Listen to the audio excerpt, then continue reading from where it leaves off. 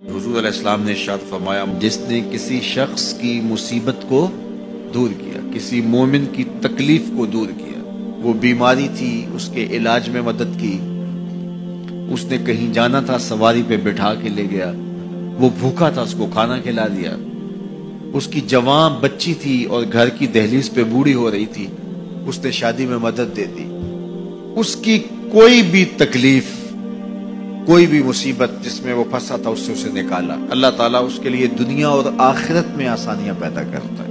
اگر آپ یہ چاہیں کہ میری زندگی سہل گزرے تو لوگوں کی زندگیوں کو سوکھا کر دو۔ بعض اوقات ہمارے رویوں سے لوگ اوکے ہوتے ہیں۔ ایک بندہ مجھے کہنے لگا کہ بڑی پریشانیاں ہیں، تو میں نے کہا اللہ کی مخلوق کے لیے آسانیاں پیدا کرو۔ تو اس نے کہا میں تو کسی کو کوئی تکلیف نہیں دیتا۔ میں نے کہا کہ آپ کے گھر کے سامنے گلی کتنی چوڑی ہے؟ تو وہ کہنے لگا 12 فٹ کی گلی ہے۔ تو میں نے کہا کہ آپ نے جو تھڑا بنایا ہے وہ کتنا آپ نے بنایا؟ کہتا 3 سیڑھی ہے۔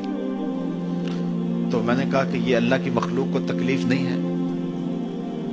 12 فٹ کی گلی ہے، لوگوں کی بیچاروں کی کبھی گاڑیاں بھی گزرتی ہیں، جنازے بھی گزرتے ہیں، اور تم نے 3 سیڑھیاں اس گلی کے اندر رکھی ہوئی ہیں، اور تم سمجھتے ہو کہ میں کسی کو تکلیف نہیں دے رہا۔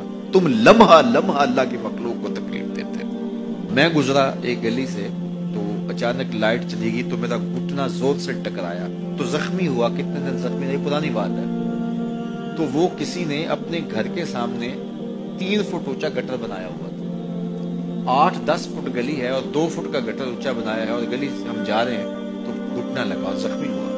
پتہ نہیں کتنوں کے زخمی ہوئے ہوں گے، کئی بیمار گرے ہوں گے، لیکن اس نے اس کو ہٹایا نہیں ہے، اس لیے کہ وہ سمجھتا ہے کہ گلی پر اتنا تو میرا حق ہے۔ ہمارے دین نے تو ہمیں کس قدر آسانیاں سکھائی ہیں، کس قدر سہولتیں ہمارے دین نے ہمیں دی ہیں، اور لوگوں کی جان سوکھی رہے، لوگوں کو تکلیف میں مبتلا نہ ہونے دیں، لوگوں کو اذیت میں مبتلا نہ ہونے دیں۔ میں تو یہ بھی دیکھتا ہوں کہ لوگ 12 فٹ کی گلی ہے اور اس کے اندر دکان ہے، تو سامنے اس طرف کا جو ہے وہ موٹر سائیکل کھڑا کر کے تو اندر سے جو ہے وہ کوئی چیز خرید رہے ہوتے ہیں، تو باہر سے کوئی بیچارہ آ کے ہارن دے رہا ہو، اور کھلو جا، کوئی نہیں ٹکالی پہ۔ یعنی یہ بدتمیزی کی انتہا ہے، اور یہ ہمارے معاشرے کا المیہ ہے، لوگوں کے لیے اذیتیں پیدا کرنا، لوگوں کے لیے تکلیف پیدا کرنا، جبکہ ہمارے دین کی تعلیمات یہ ہیں کہ دوسروں کے لیے آسانیاں پیدا کرو، دوسروں کے لیے جو ہے وہ خیر پیدا کرو تو تمہارے لیے خیر پیدا ہو۔ تو اس لیے فرمایا گیا کہ جس نے کسی شخص کے لیے آسانی پیدا کی تو اس کے لیے بھی آسانی پیدا ہوگی، لیکن صرف دنیا پہ نہیں ہوگی بلکہ اس کے لیے اس کے بدلے میں آخرت میں بھی آسانی پیدا ہوگی۔